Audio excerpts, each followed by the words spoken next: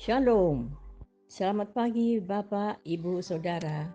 Terima kasih telah bergabung bersama kami dalam renungan harian Jemaat GKJ Bandung. Bersama kita akan mendengarkan firman Tuhan dan merenungkannya. Selamat pagi Bapak Ibu Saudara yang dikasihi Tuhan. Kita berjumpa pada renungan harian hari ini Rabu 19 November 2025. Mari kita mengawali dengan berdoa. Bapa dalam surga, kami akan mendengar dan merenungkan firman-Mu. Tuntun kami dengan Roh-Mu yang kudus, supaya kami bukan hanya mengerti, tetapi menjadikannya panduan dalam hidup kami. Terima kasih Tuhan. Amin. Tema kita hari ini, bisa dipercaya. Kami dasarkan pada kitab Kejadian pasal 29, ayat 9 sampai 14. Saya bacakan ayat 9 bagian B. Datanglah Rachel dengan kambing domba ayahnya, sebab dialah yang menggembalakannya. Saudara-saudara, jika seseorang mengalami krisis kepercayaan diri, itu sering disangkut pautkan dengan bawaan faktor keturunan dari orang tuanya. Padahal banyak pakar psikologi yang meyakini bahwa persoalan percaya diri itu sangat tergantung dari bagaimana pola asuh orang tua pada anaknya sejak dini.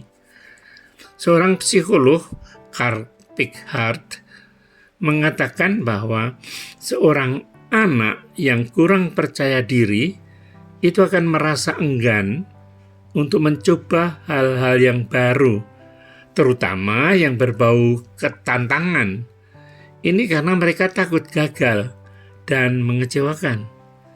Karena ini berkaitan dengan pola asuh orang tua pada masa anak itu, masih anak-anak. Maka penting bagi kita untuk merenung dan mengevaluasi diri.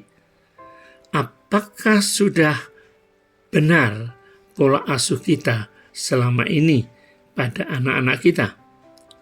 Saudara-saudara, menarik mencermati cerita Laban dan Rachel dalam bacaan kita. Rachel, anak perempuan bungsu, ternyata ikut bekerja menggembalakan domba-domba ayahnya, yang pada umumnya pekerjaan ini dilakukan oleh anak laki-laki. Cukup menarik untuk direnungkan bagaimana Laban mampu membuat anak perempuan bungsunya itu ikut mengambil tanggung jawab dengan menggembalakan kawanan domba-dombanya. Jika Rachel mampu melakukan itu semua, ya semestinya ada proses yang dilakukan Laban saat mengasuh Rachel sejak kecil. Ada konsep kepercayaan yang diberikan Laban kepada Rachel, yang disertai motivasi yang meyakinkan Rachel agar mampu mengemban tanggung jawab ini. Laban mempercayai Rachel mampu diberi tanggung jawab sebagai penggembala. Ini memberi motivasi Rachel untuk mampu mengemban tanggung jawab yang diberikan kepadanya dengan sebaik-baiknya. Saudara-saudara, bagaimana dengan kita saat ini? Apakah kita juga mempercayai anak-anak kita yang sebenarnya mampu bekerja dan mengemban tanggung jawab? Atau malah kita tidak bisa mempercayai mereka karena menganggap anak-anak kita ini belum bisa dipercaya? Kuncinya ada pada kita. Jika kita mau belajar mempercayai mereka, memberikan tanggung jawab dengan beban yang cukup, disertai motivasi-motivasi yang baik dan mendidik, sudah pasti anak kita akan mampu mengemban yang baik dan mendidik dia. Mampu mengemban tanggung jawab yang kita berikan kepada mereka. Mereka sebenarnya bisa dipercaya. Hanya persoalannya, adakah mau kita mempercayai mereka?